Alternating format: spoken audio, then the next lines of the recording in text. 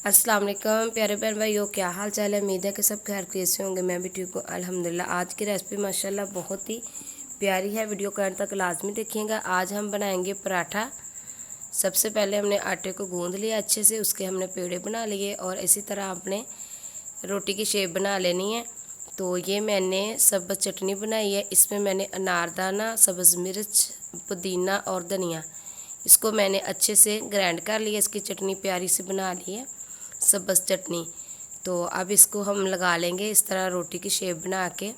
तो इसके ऊपर 1 चम्मच हम लगाएंगे घी का।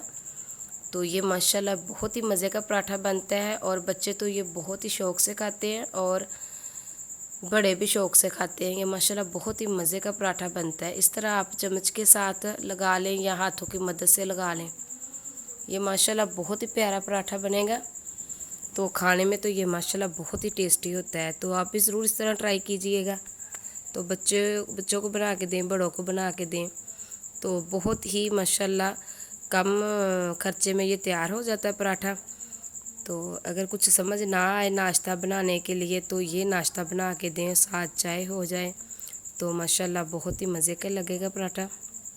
तो ये देखिए मैंने माशाल्लाह इसको तवे के ऊपर डाल दिया। तो अब इसके ऊपर भी घी लगा लेंगे, दूसरी तरफ भी घी लगा लेंगे।